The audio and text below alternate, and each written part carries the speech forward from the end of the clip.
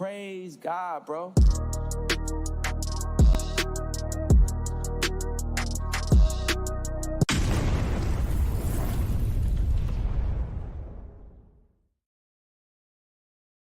Hey, don't let these tears fool you. There's all dog around this mug.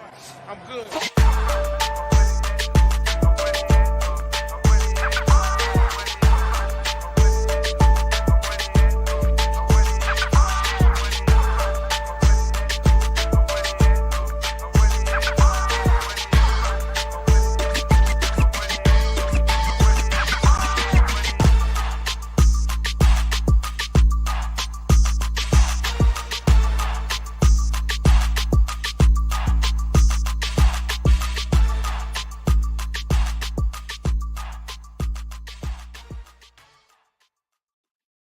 Hey, what's going on, Who Dat Nation? It is yours truly, TJ Jones. And yes, I am the host of the State of the Saints podcast. Thank you so much for checking out the State of the Saints podcast, where we talk New Orleans Saints. On this edition, we're going to be talking about Saints training camp in week 1. We also going to be talking about some of the comments that head coach Dennis Allen talked about, as well as some Saints players during the post practice press conference that took place. But thank you so much for allowing the State of the Saints podcast to be a part of your listening and viewing pleasure. Shouts out to everybody in the chat right now. Shouts out to everybody listening around the country and around the world. And also a special shout out to everyone who has subscribed to the State of the Saints podcast channel. And if you have not, I ask that you do so. We're probably about 92 subscribers away from 10,000 subscribers, man. Unbelievable. And thank you so much for making that possible. If you ever hit that subscription button, hit the like button if you enjoy the State of the Saints podcast and all this content. Most importantly, this episode right here. But let's go ahead and get into it. Let's talk a little bit about Saints training camp. This is an exciting time because we all know that training camp is where you start to put everything together, right? Where you start to implement a game plan, understand strengths and weaknesses of the guys that you have, and also help develop some of those guys that have the potential. And the New Orleans Saints, they are not shying away from competition. We all know about that. We've heard that phrase or that word over and over again. Guys are competing out there, and they're competing in some really, really tough weather, man. I mean, 90 degrees every single day. Dennis Allen spoke to the media. I mean, shirt drenched wet. I mean, they were out there, man. And, you know, that's kind of tough stuff.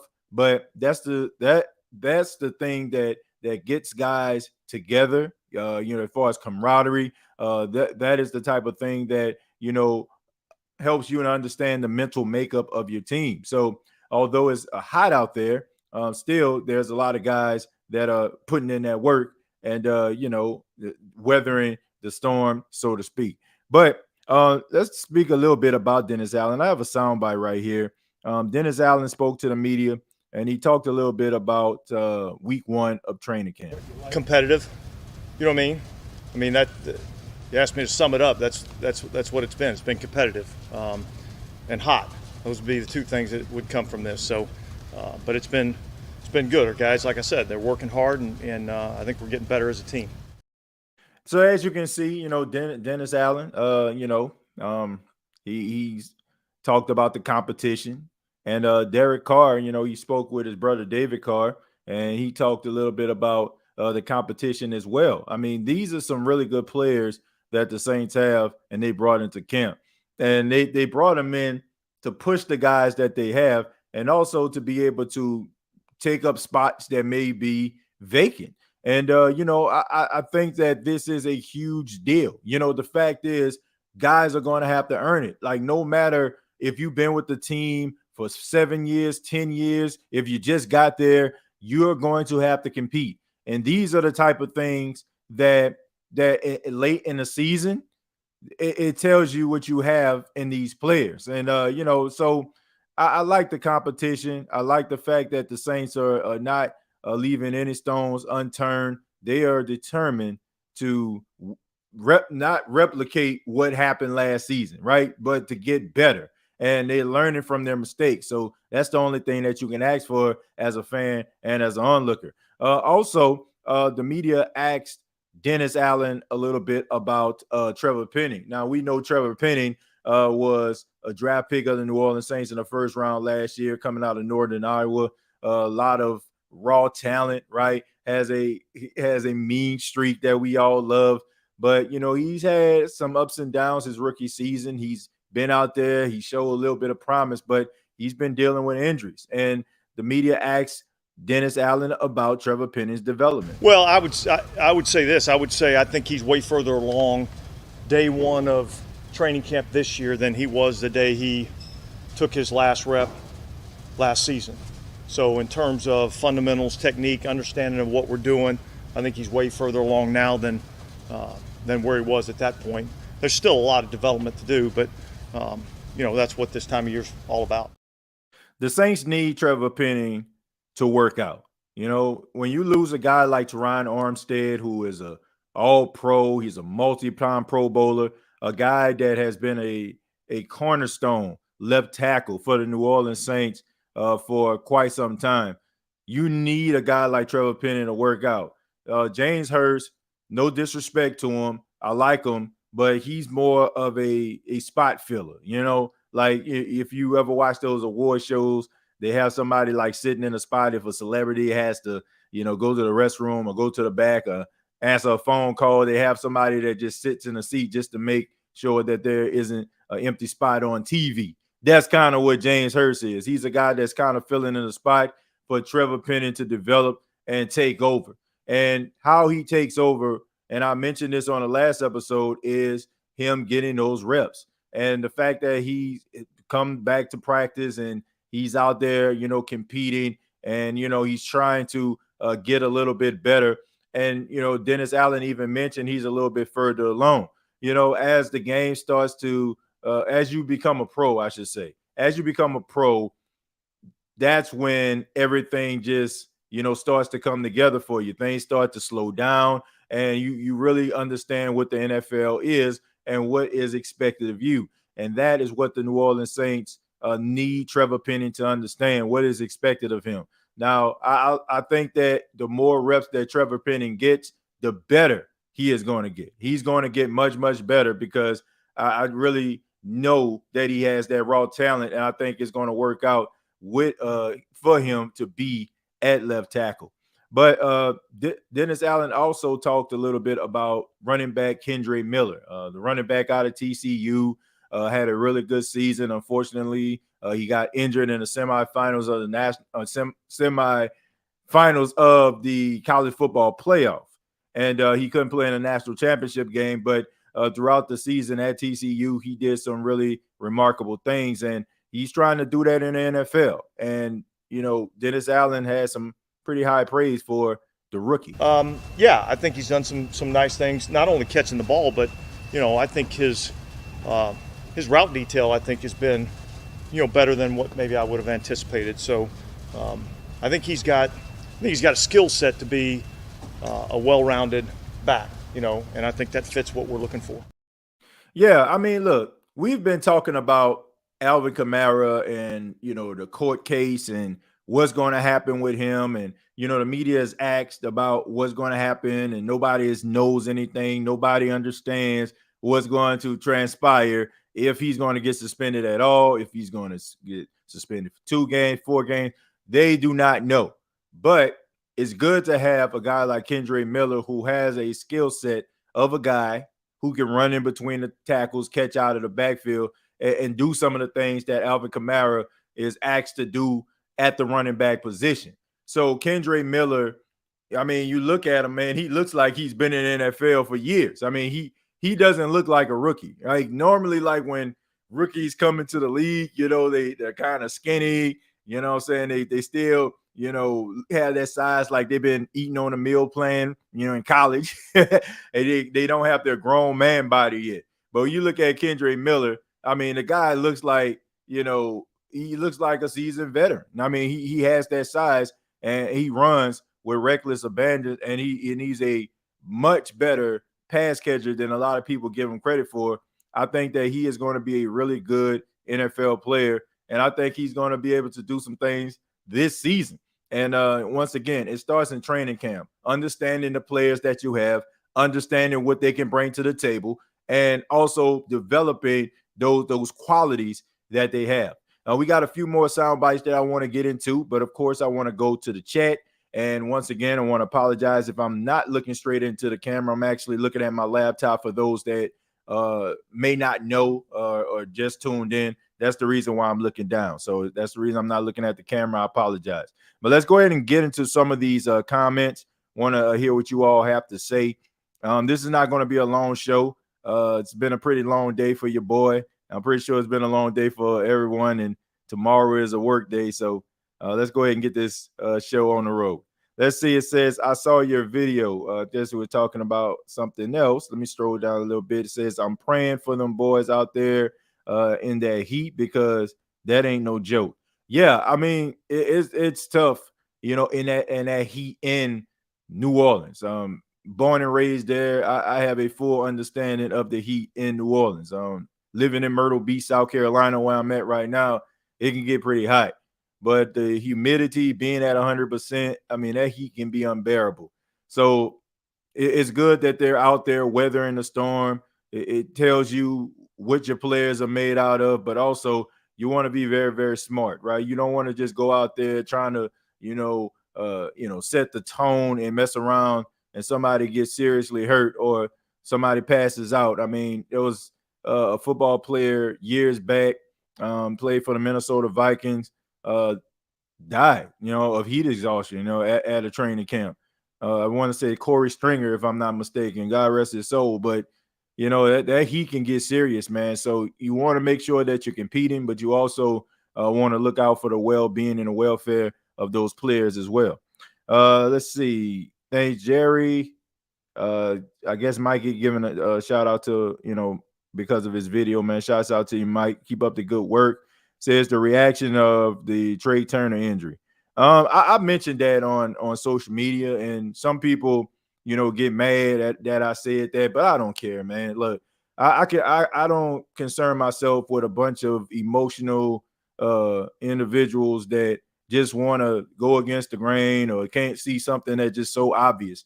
Look, the Saints have the worst luck when it comes to injuries. I mean, I don't understand it. Like, it's amazing to me. Like, if you think back maybe a couple years ago when the Saints signed Dez Bryant, everybody was so excited, right?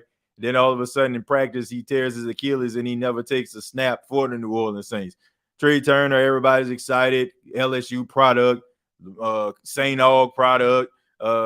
He's back at home, and then all of a sudden he goes down for the remainder of the season. Look, I don't know what's going on. This had nothing to do with the medical staff. This had nothing to do with them. They ain't got no look. They have nothing to do with that. I know we like to point fingers at the medical staff, but it just bad luck. It's like somebody has like some type of voodoo curse on the New Orleans Saints when it comes to injury or something like that. But Papa Shango out in this month, something like it's amazing how this team just constantly has these injuries, man. Guys go down. People were looking for Trey Turner to possibly step up, and eventually, he was going to play. I mean, debt, taxes, and Andrews Pete getting hurt. That's pretty obvious there. No disrespect to Andrews Pete, but it is what it is, bro. You stay hurt. Everybody kind of figured that this guy was going to play. And unfortunately, this is not going to happen this season. But that's the reason why you have these competitions. That's the reason why you bring these guys in. That's the reason why you try to draft guys like Nick Seldevery. That's why you try to push guys like Landon Young.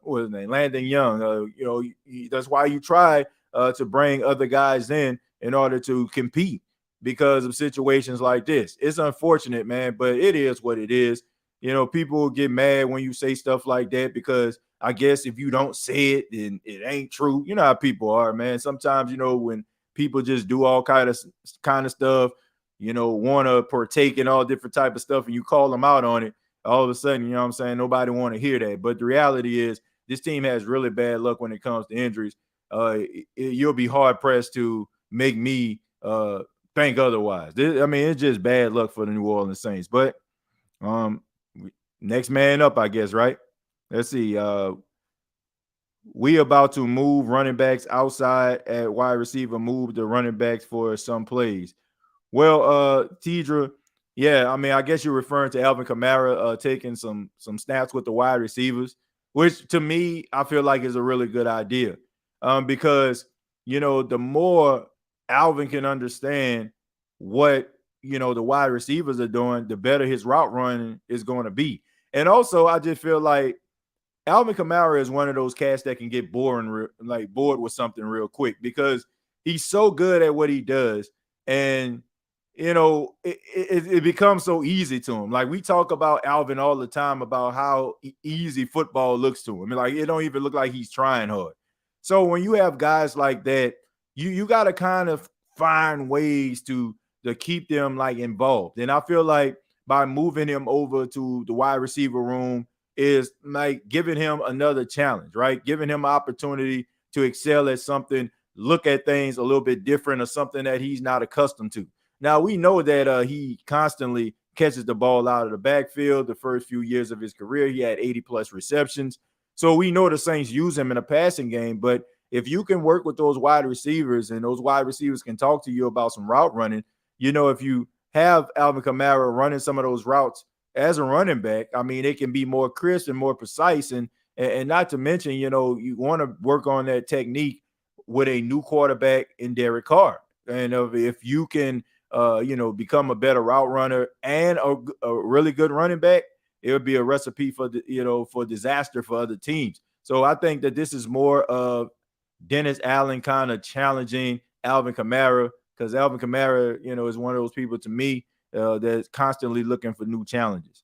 Keen Arthur says, TJ, I heard AK scored on a screen and Penning was the reason.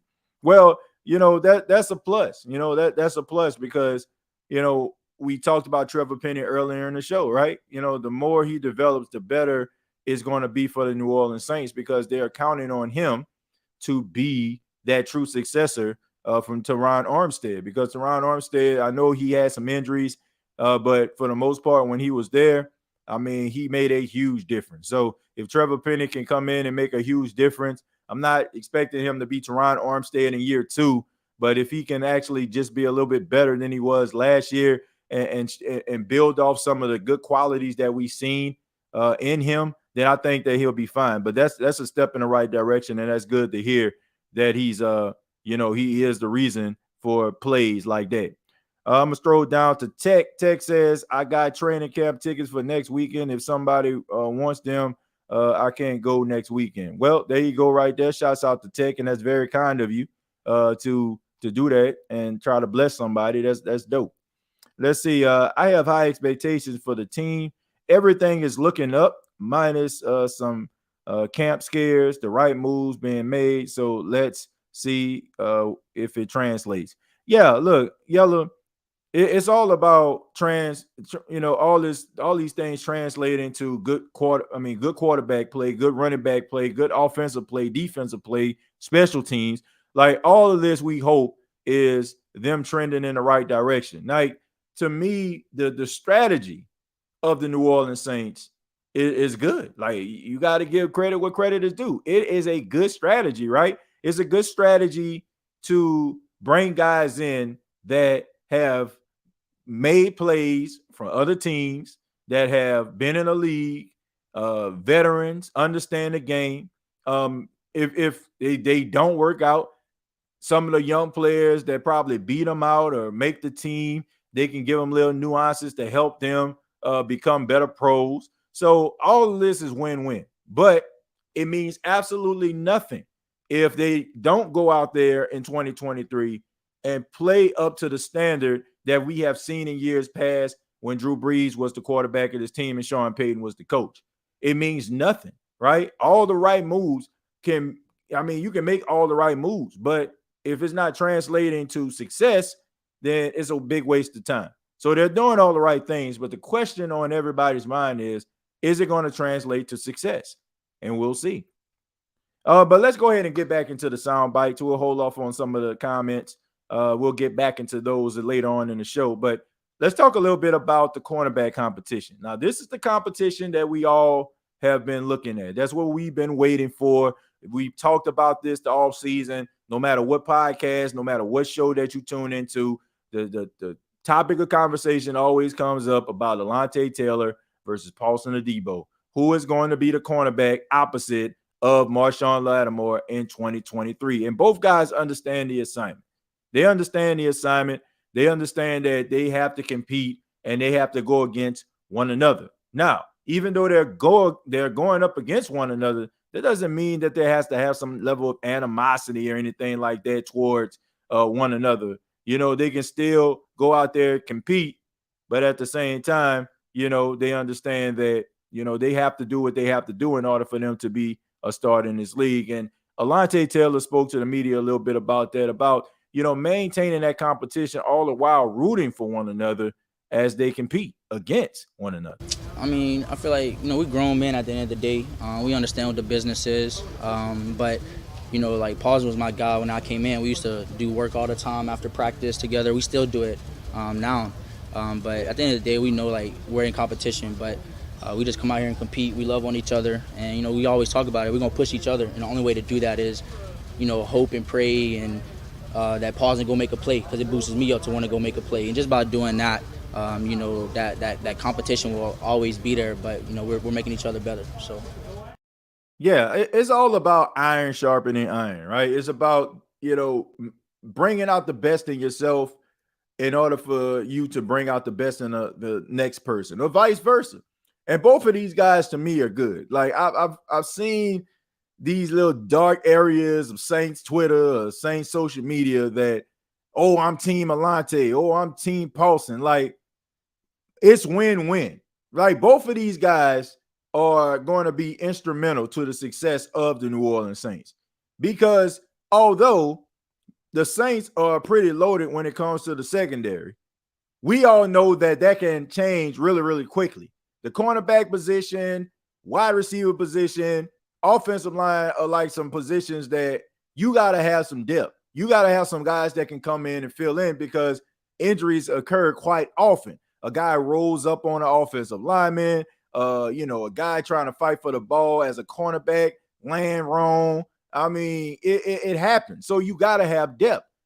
To have these two young guys, Paulson Adebo going into year 3 and Alontae going into year 2, is a good problem to have, because regardless who becomes number 2, both of these guys are going to play. And if you look at years past about how the Saints have dealt, at the cornerback position when it comes to injuries, that there's a chance where there might be a game where Alontae Taylor is on one side and Paulson Adebo is on the other.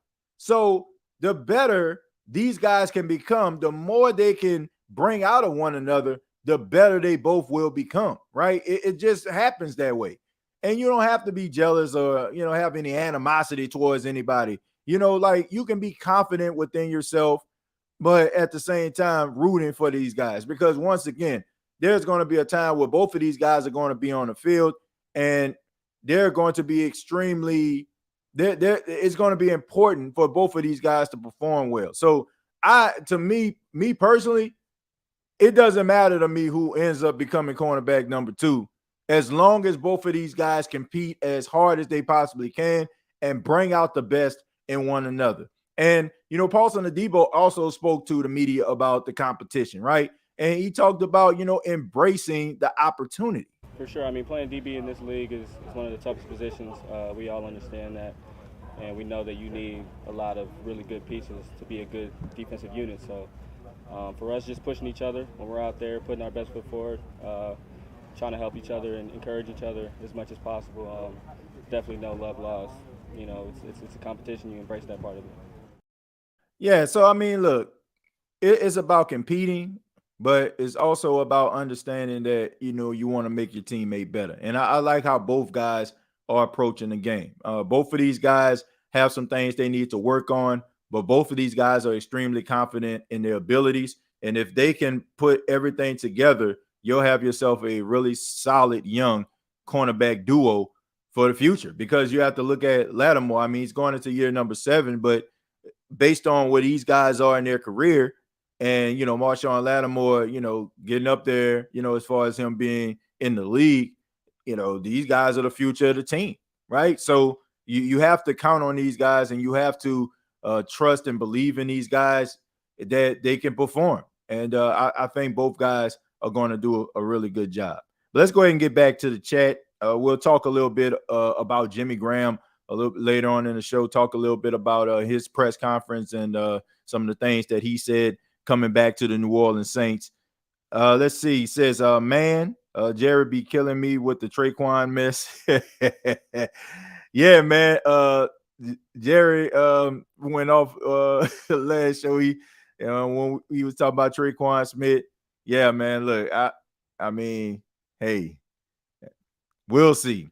Let's see. Dang, I'm getting old. Lattimore about to go into his 7th season. Wow. Yeah, time flies, man. I mean, they both came into the league. Well, he came into the league in 2017. He was a part of that classic draft, which I think was the best draft in NFL history. And all of them pretty much got paid. All of them pretty much, important to the success of the teams they're on. Alex Anzalone is a captain on the Detroit Lions. Marcus Williams is out there in Baltimore. You have man, I mean, you got Trey Hendrickson out there in Cincinnati. I mean, that was a really good draft class. To me, that's the best draft class I've ever seen, because all these guys are Pro Bowlers, all pros. I mean, making plays. It's amazing. I've never seen anything like that before in my life. BNG Breakdown Podcast says it's great to see you again, TJ. I appreciate that, man. Thank you so much, man. Thank you for being here. It's good to be back, man. I'm excited. I'm recharged. I feel happy, man. I'm in a really good space right now. Doing content. Got a little stale, a little boring. I was second guessing myself in a lot of ways, but had to press the reset button just to kind of put my mind at ease so I can be able to, do the show effectively and love what I'm doing. And I have to say, I love what I'm doing right now. I'm back to the old days where it was just fun to do. I didn't care about all the background stuff, before all the things that, was going on. I was just doing the show because I loved my favorite football team. And I feel that way again. It took a while, take some time off, but we back, and I appreciate it, man. Thank y'all for being here, and thank y'all for being patient for those that been rocking with the show for a long time. We only getting started, man. Let training camp war begin. Granderson versus Penny. Who that family? Iron sharpens iron. Who that? I agree, man. Iron sharpens iron. I think some guys, to me, got a little bit complacent because there was always the guy at that position. Oh, I can go out here. I can catch this pass for 5 yards because that's what they want me to do. I run this quick slant. This is my spot right here. I ain't got, I'm the starting guard, the starting center. Like, bring some guys up in here to make these guys compete, right? Will Lutz up there kicking under 70% of his, I won't say under, but around 70% of his field goals, making them. Like, bring somebody else in, okay, everybody, got a little cool nickname, Will Lutz, Will Clutch, Will Nuts, you know what I'm saying? Big Nuts, Lutz, all these different nicknames that he got, but you out here missing field goals, because you feel like maybe, the year that you was hurt, the Saints was using kickers like a revolving door. But now you bring somebody in to compete with them, now all of a sudden you ain't missing field goals.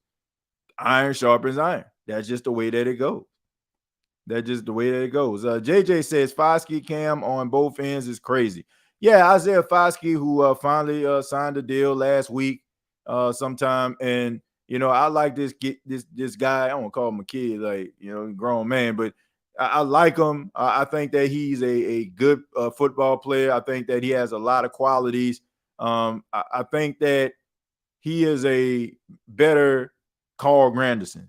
And I'm saying this because Carl Granderson is a good football player. I look for Carl Granderson to possibly be the number 2 defensive end. Like, I think that Carl Granderson has some really good qualities. He reminds me of like how Trey Hendrickson was when he was playing. Like, he kind of came in spots, and then all of a sudden, like, every time he came in, he made an impact. And Carl Granderson has those qualities. I feel like with Isaiah Foskey, I think that he has those qualities kind of similar to that of Carl Granderson, but he's a little bit more athletic than Carl is. And speaking of defensive ends, I forgot to mention, I actually think, do I? Let me see. Let me see if I can possibly put it up. I think I had a soundbite of. Yeah, I do. Here it is right here. I have a soundbite of Peyton Turner. Peyton Turner going into his third season, and he talked a little bit about what year 3 means to him. Waiting for it to process. There it is. He talked a little bit about, year 3 and what it means for him. I mean, it's no secret. It's a big year for me. Big year for us, but especially for me in my situation. Just, the past 2 years haven't been what, I expect them to be or the front office expected to be, just with injuries and stuff. So it's a big year for me. So, I mean, look, he's not sugarcoating it. It's a huge year for him. He expects to have a solid season. And he did mention in an interview as well about some of the things that he was doing. And he was getting better. Like, he was making plays. And all of a sudden, that Rams game happened. And then, he has that freak injury. He actually made the play to make the stop and got injured. It's just been a little bit bad luck for Peyton Turner. I know Saints fans not trying to hit it. I mean, it's just the truth.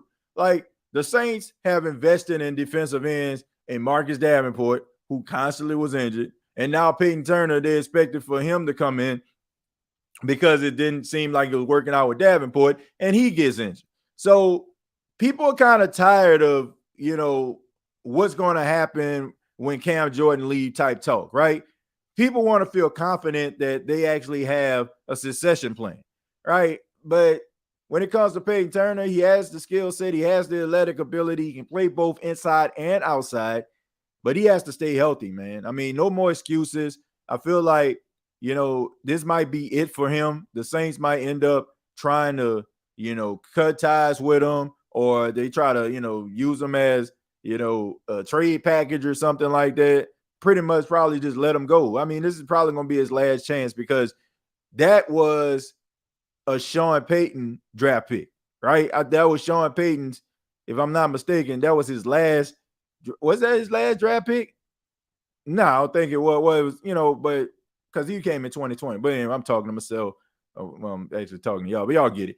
He came in the league in 2020, and he was expected to be this defensive end to, be a guy that can be that successor to Cam Jordan. And now it's that time, and people, once again, aren't trying to hear anything about any injuries, right? Nobody trying to hear that. And like I said, this is his last chance because he was a Sean Payton guy. That was my whole point about the whole Sean Payton thing.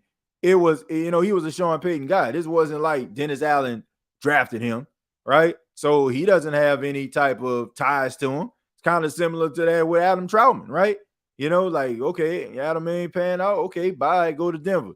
I mean, it's the same thing with Peyton Turner. So that's the way I feel about it. So this is his last opportunity. If not, then he's probably going to find himself on the outside looking in, or he's probably going to be going bye-bye, to be honest with you. Let's see. Even when Davenport wasn't injured, he wasn't really making plays. Yeah, I mean, look, last year was a disaster for Davenport. Like, he just couldn't get to the quarterback. I mean, he looked like he was in just bad shape. I think it had a lot to do with some of the injuries that he sustained. He couldn't really work out. I mean, he looked like he was almost 300 pounds. I mean, he did not look – I don't know, man. I don't know if this may sound controversial, and I may be out of line for saying this, but it really just seemed like Davenport didn't really care about football last year.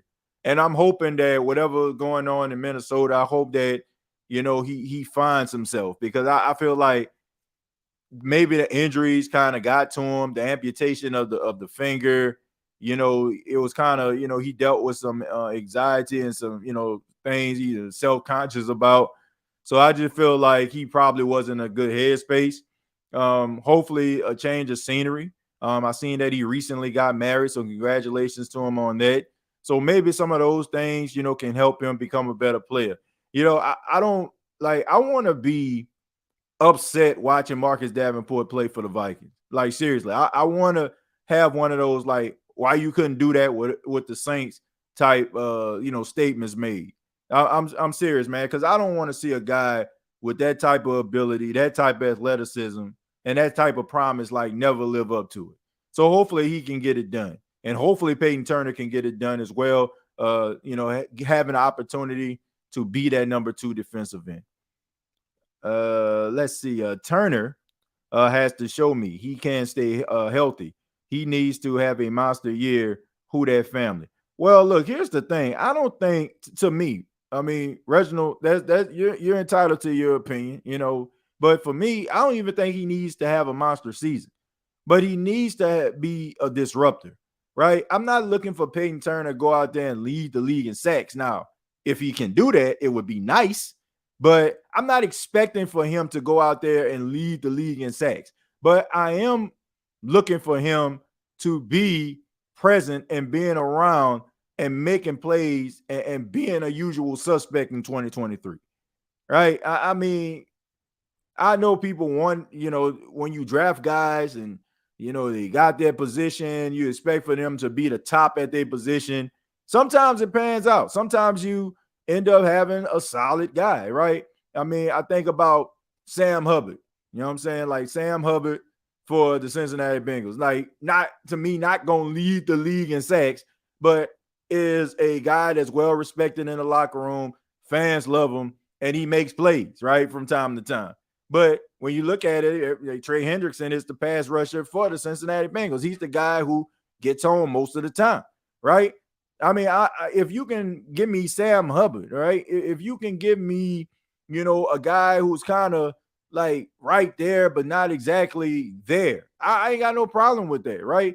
Give me, a little bit of Leonard Floyd, you know what I'm saying, when it comes to rushing, give me a little bit of that, right? You know what I'm saying? Not going to lead the league in sacks, but he makes an impact. And if you can do that, then I'll be fine. Like, I'm serious. I would be absolutely fine with that. Finally, let's talk a little bit about Jimmy Graham. Jimmy Graham, tight end, everybody loves him. Had those monster years with the New Orleans Saints when their offense was on fuego, right? I mean, virtually unstoppable in the red zone. People can't dunk the ball no more across the goalpost because of him for the 30, 40 minute delay of fixing the goalpost. He got a whole rule named after him. He's a seasoned veteran. He was an offensive monster during the time when he was playing for the New Orleans Saints. And now he's back with the team. And he talked to the media for about 17 minutes, man. He had some really good sound bites, really good stuff, very candid, talked a little bit about the contract situation, that, why he left New Orleans in the first place, what was the meaning behind that. He said that the allegations about him wanting to be paid as a wide receiver is true. I don't think I believe that, but it is what it is. I mean, it probably had more to do with his agent than him. His agent actually, trying to maximize Jimmy Graham's portfolio. I ain't got no problem with that. That's the agent's job. But he also talked a little bit about the reason why he came back and why was it important for him to come back to the New Orleans Saints. For me, I've been trying to come home for a long time, and last year, had some conversations and determined that I really didn't want to play anywhere else. I had a couple teams that were reaching out. All teams that made the playoffs, and I just couldn't see myself wearing another jersey again. And just wanted, hopefully, if there was ever opportunity to come back home, to make it happen here, and it did, and I'm here now. So it's good that he wanted to come back. He talked a little bit about last year. I think that Jimmy Graham being in the locker room is important because he's a veteran. I mean, but I mentioned this before, and I'm going to say it again. I will have never been the biggest Jimmy Graham fan. Do I think that he was extremely talented? Absolutely. But I felt throughout his career he was a little bit soft. And in certain games, I feel like when he went up against, stiffer competition in the secondary of go up against some of the best cornerbacks or safeties, they can kind of get in his head, and he was, non-existent. But he still put up monster numbers. He had a lot of, he brought a lot to the table. He was virtually unstoppable in the red zone. And, I think this time around, it's more of, kind of a victory lap to me. Even like when Dennis Allen was talking about Jimmy Graham, he never said that Jimmy Graham was going to make the team. And he was very, very careful at the language that he was using. That's why I'm saying, like, I don't think the Saints promised him anything. You know, they probably were excited about him coming back.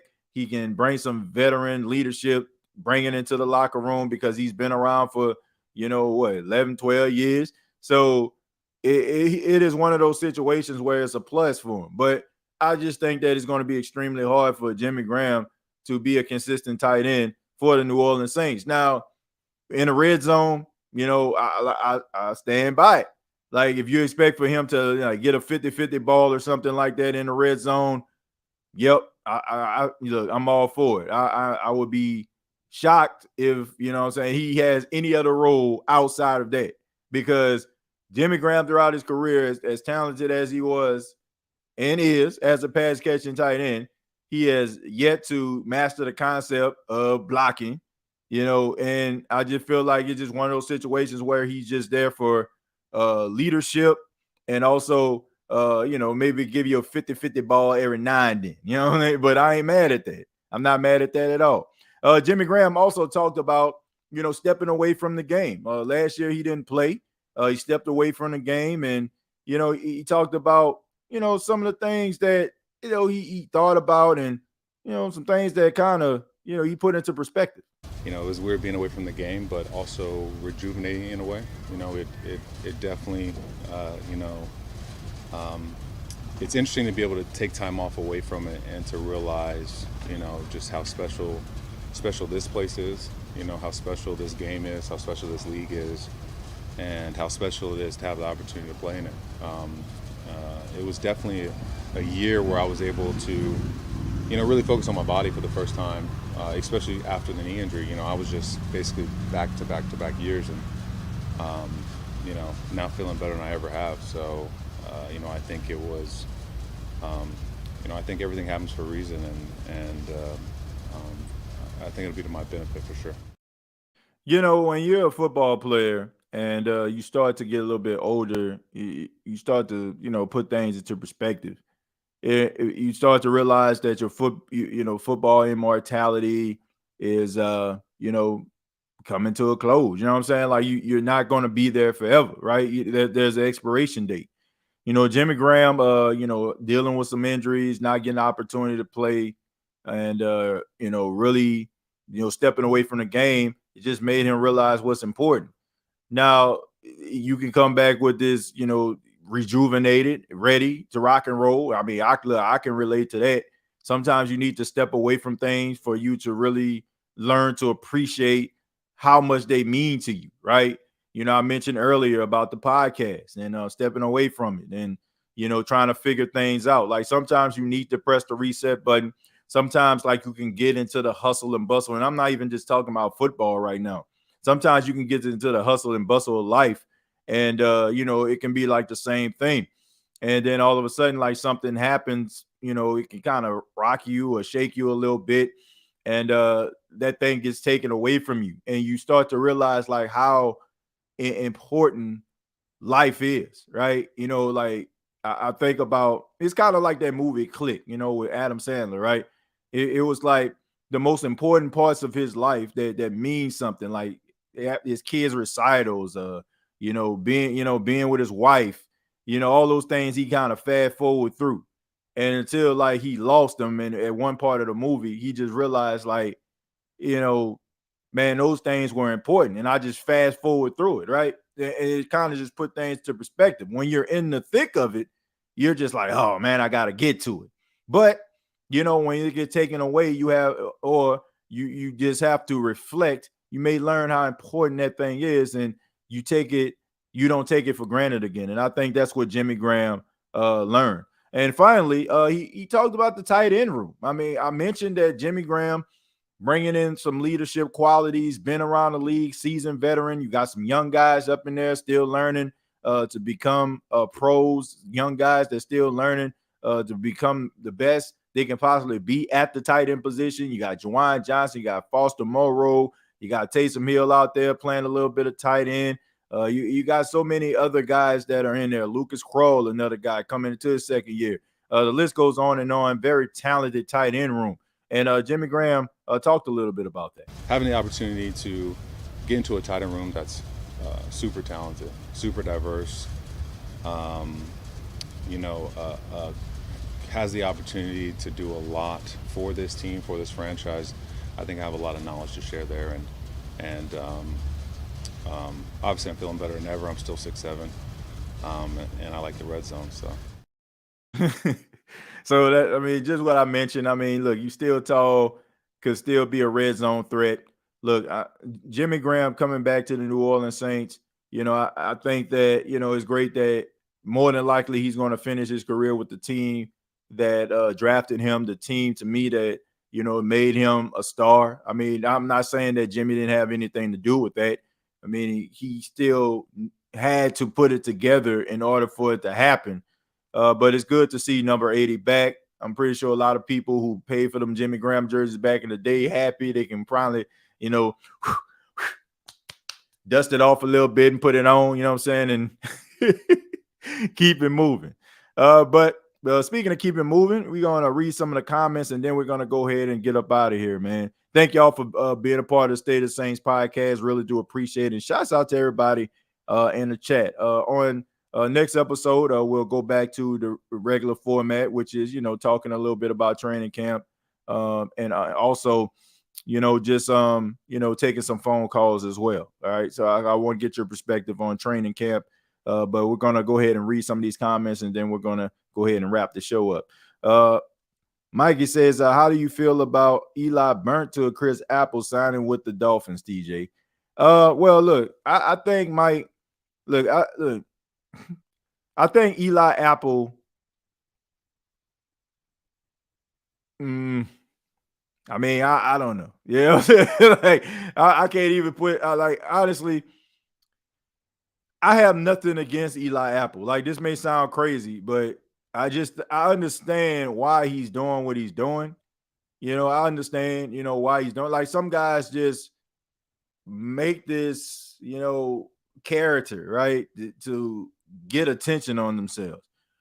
I will say, you know, Eli Apple made some plays with the Cincinnati Bengals. I mean, I will say, people may not want to hear this, but he did make some plays when the Saints played the Cincinnati Bengals. I mean, he lit up Taysom Hill. He also got smoked, you know what I'm saying, on that jet sweep by Rashid Shaheed, but there's neither here nor there. All I know is Eli Apple has that size that teams look for. He has that range. And also, he was a first-round draft pick, which guys like that get opportunity after opportunity after opportunity. And, you know, is he the best cornerback in the league? Hell no. Do I think that he ever going to be a Pro Bowler and, you know what I'm saying, considered like, you know, the top at his position? Hell no. But I think as long as he can run, I think as long as he got range, I think as long as he can, you know, make tackles, which he can, I think that team going to take a fly on him, you know, and, you know, he's not expected to be all pro. He's just a guy that's kind of in the middle of things, even though the way that he tweets, you would think otherwise. You know, I do think that, you know, the comments that he made about my city was mad disrespectful. I did make a video about that at the time. I did feel like, you know, you talk a little bit too much for a guy that's not really that good. But do I think he's the worst cornerback I ever seen? No, I don't. And, you know, am I shocked that he got picked up by the Miami Dolphins? No, I'm not. I'm not. But it's amazing, like, how it's funny how football players normally a PC, right? They're, you know, politically correct. Like, they say all the right things. Like, they know who trash, right? Like, if you ever been in a football locker room, dudes talk. They can tell you who trash. They ain't gonna say it in front of the camera and stuff like that, because they, you know, you don't want to put that bulletin board material out there sounding like Sean Payton talking about Nathaniel Hackett. But these guys know. And but I never seen players so open about a player. Like, it's like everybody in agreement that Eli Apple not that good. You know what I'm saying? Like, it's amazing. Like, it's like players like, man, this dude, they're trash. Like, or this dude, man, he ain't even that good. It's amazing, like, how they just are so open about Eli Apple. It's amazing. But look, as long as he, you know, still got a skill set, he's rangy, he can run. he'll find a home. He'll find a home. Keenan Arthur says the scary thing that benefits the team is no matter who wins cornerback number 2, we will have a contingency at the position. TJ, I'm here for it. Yeah, look, all I'm saying is you need a backup plan, and I agree with you, Keenan Arthur. You know what I'm saying when you talk about that, because how many years have we seen the New Orleans Saints, not have the depth at certain positions? Like one guy is like right here, and then there's a huge gap in between that guy because he's that talented. When you bring in other guys that's just as talented, if that guy was to go down, who is your starter, you have somebody else that can pick up the slack. And I think that's a good thing. Stroll down again. Charles says the Saints need to Bud Crawford the NFL to see. Yeah, man. Look, that I know this is off topic, but we towards the end of the show anyway. Yeah, I mean, I enjoyed the fight. I watched the fight last night. I ordered it, man. Had a little fight party at the crib. Shouts out to my cousin Darren, man. Came down from Atlanta with his wife and son. Man, it was great to see him. Shouts out to my coworker Jaden, broadcasting tech at WLG. I came over and man, we had a good time. And anybody that knows me knows I like boxing. Shouts out to Big Q. We chopped it up, talk about boxing from time to time. But Bud Crawford is my favorite fighter, of this generation, and has been. So I've been rocking with the dude for like, I want to say when he fought a guy named Gamboa probably about 7 years ago. And it's good to see this dude finally getting the respect that he deserved as a fighter. Like, people was kind of like shying away from the dude because he wasn't interesting in their opinion. He felt like he was boring as a fighter, because the dude ain't just sitting up there acting a fool and coming with the tomfoolery at press conferences and all that kind of stuff, even though he got mad at one press conference. But for the most part, he pretty much laid back, keeps to himself, about his family and about his business in the ring. And that was not a shock to me. You know what I'm saying? I even tweeted it. I even tweeted that he was going to beat Errol Spence in the 9th round. But it was good to see.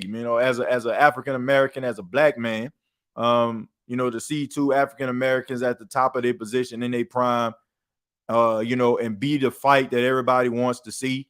I know people, roll their eyes when people talk about race, but it is what it is, man. There's a sense of pride that you have, and I don't care. Like, even if you're white or you're Hispanic or whatever walk of life you are, like when you see somebody that looks like you doing amazing things, you know what I'm saying? Like, it gives you a sense of pride. It is what it is, and that's how I felt about watching those dudes fight. To me, even though Errol Spence, got beat pretty badly, I think that both guys won because, both of those guys, like, help boxing, because boxing has been struggling, man. It's been struggling because, all you have is these little exhibition fights that, the guys from YouTube get in a dark room somewhere. Okay, man, we're going to have a press conference and I'm going to jump on the table and, on some WWE stuff. It's good to see guys, say I'm the best. No, I'm the best. Okay, we're going to prove it in the ring. And it be about the belts. You know what I'm saying? Like, and it be about who is the best. So that's a plus. A lot of people may not be boxing fans, probably don't know what the heck I'm talking about. But, hey, man, it is what it is, man. I'm a boxing fan. That's what I love. And, I definitely have a lot of respect for Bud Crawford and Errol Spence Jr., two amazing fighters. And they blessed us on Saturday night for those that watched it. And if you didn't, you might want to fire up that YouTube. Let's see. Ramsey got hurt. That's why they picked him up.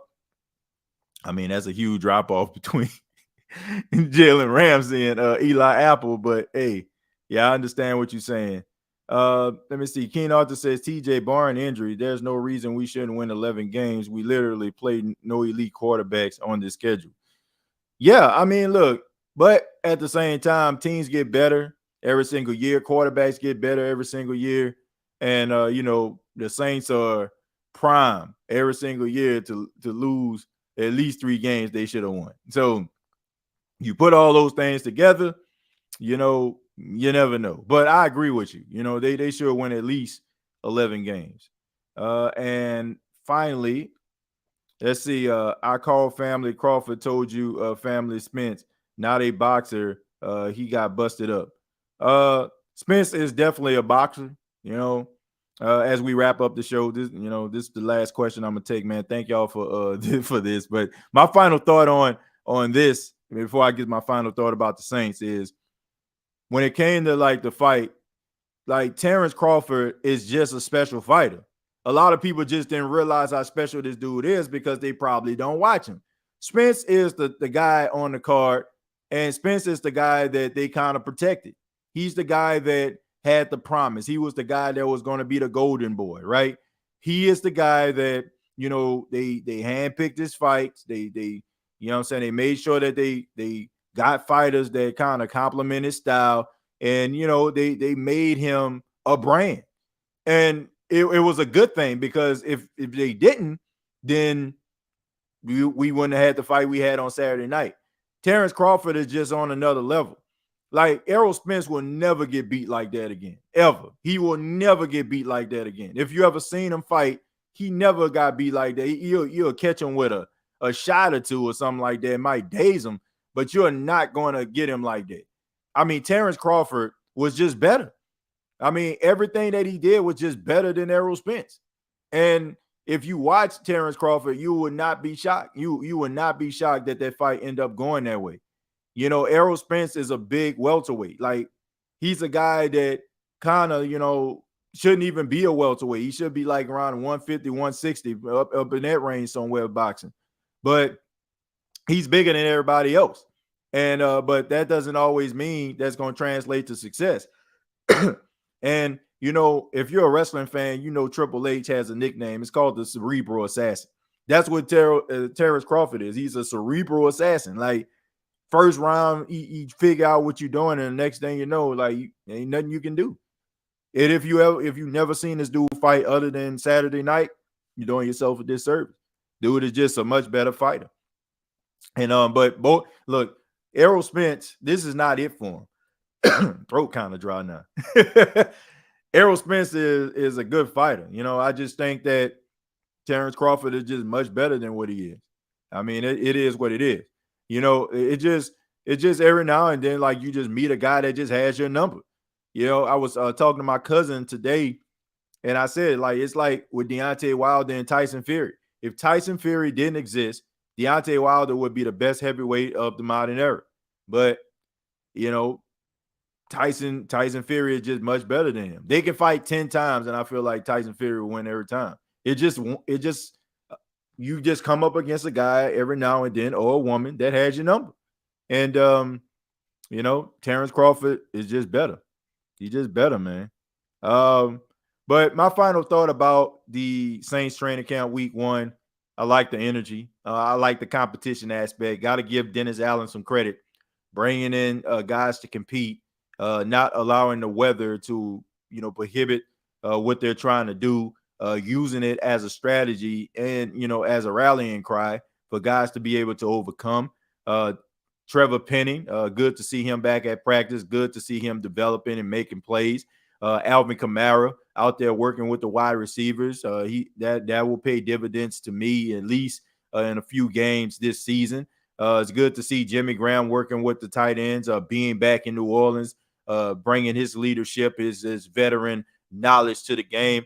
Peyton Turner embracing year number 3 as that defensive end, opposite of Cam Jordan. Not letting those injuries prohibit him and stop him from being the best he can be, taking the offseason very, very seriously, looking like he's in the best shape he's been since he's been in the National Football League. You got a lot of guys chomping at the bit like Carl Granderson, Isaiah Foskey, so many guys that's going to be competing, trying to take that spot. I mean, it's his right now, but, I mean, it can be taken from him like that. I mean, this is your last opportunities. Also, the deep ball, a lot of deep ball passes were thrown in practice. Shouts out to the defense making plays. But this also just shows you that the Saints are trying to open it up and they're trying to be an explosive offense this season. And if everything can come together, if you can have Trevor Penning as your offensive lineman being there, along with Ryan Ramczyk and Cesar Ruiz, who's coming off an injury, and all these other guys, if they can play together at least 85% of the time this season, I just think that the New Orleans Saints would be a really good offense. I mean, Derek Carr is going to need somebody to be able to protect him in order for him to make plays. I don't care how great you are as a quarterback. I don't care how talented you are. If you don't have an offensive line, you ain't doing nothing. And also, finally, the cornerback competition. I love it. I love it for these guys. I think that it's going to push these guys to be the best they possibly can, and I'm looking forward to it. All right, we are on to week number 2. A lot of storylines to look at. Competition is going to rev up. They're going to be putting on a pass really, really soon, and we're going to be having all that information right here on the State of Saints podcast for you. So keep it locked right here. Subscribe to the YouTube channel, youtube.com. Search the State of the Saints podcast. Hit that like button if you have not on this episode. Hit the subscription button if you have not already. We're really, really close to 10,000 subscribers. I would really appreciate if you hit the like button and subscribe to the channel if you have not already. Check out the previous episodes of the State of the Saints podcast on Apple Podcasts, Spotify, iHeartRadio, and Anchor FM. And if you want to just chop it up with your boy, you can always do so on Twitter at TJAYJones8. Till next time, all I got to say is, who that? Praise God, bro.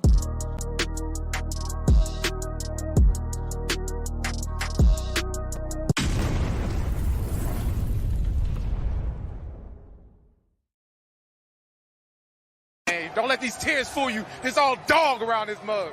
I'm good.